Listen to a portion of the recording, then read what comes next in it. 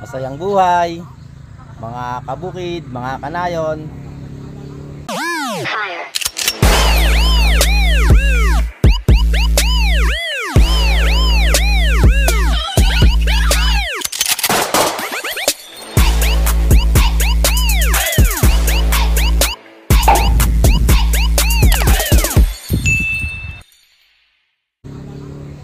Dito naman po tayo sa ating mga manok na pinararami.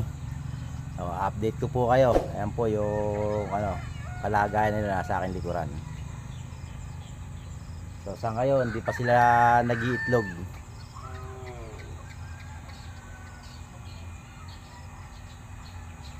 Ayan po yung mga manok na aking inaalagaan dito. Yun naman yung kanilang mga pugad na aking inilagay.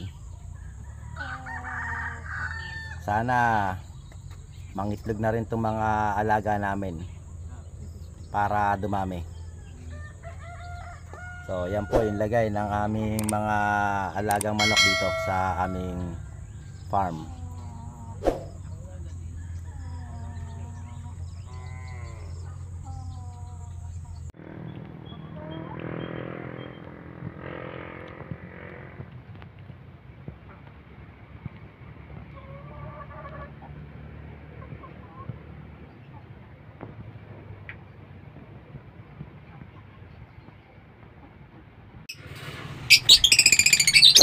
Mga kabukid, mga kanayon.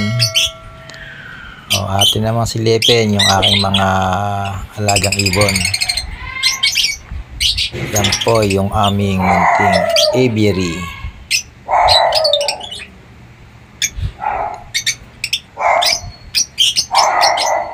Kokonti lang po yung aking mga alagang ibon. Nasa lang po yan, nasa mga 30 pieces lang. Yun, nawala ng kaparis yan, yung aking Par Blue.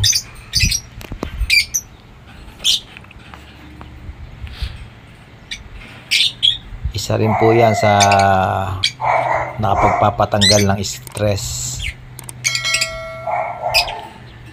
yung aking mga alagang ibon. Yan naman yung aking Alps 1 na lavender.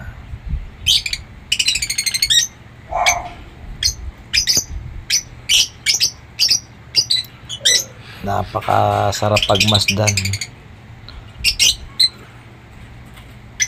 lalo na pagka sila ay mga nag-chirping. Tapos pakiramdam ko inaawitan lang nila ako.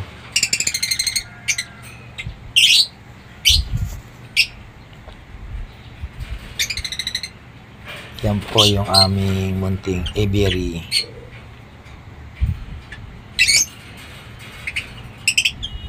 Ayan naman si August, yung kauna-una ng naming ibon. Hunted ko yan.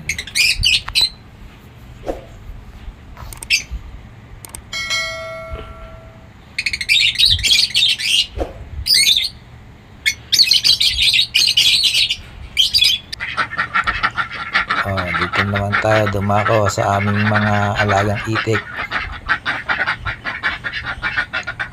Ayos naman yung lagay ng aming mga itik. Malulusog naman mga yan, kaya lang hindi pa naitlog. Hindi ko alam kung ano yung magandang ibigay na pampaitlog dito sa aming mga alagang itik. Araw-araw naman naliligo yung mga yan, kaya ayos yung kondisyon ng aming mga alaga na yan.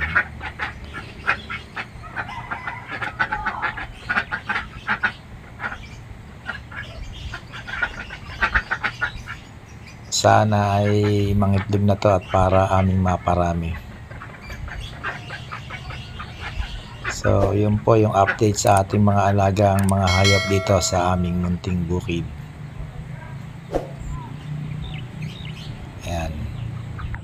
Ayan napakaganda.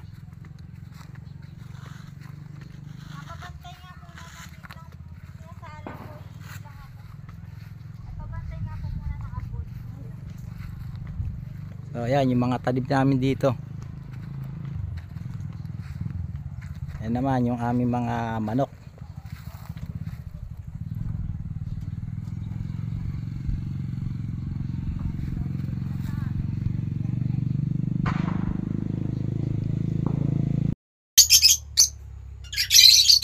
So mga kabukid, mga kanayon, yun po yung ating latest update ngayon para sa ating mga alagang hayop dito sa ating munting kabukiran. Maraming salamat at hanggang sa muling pagkikita.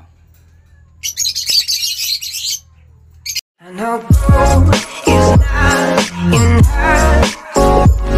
She's a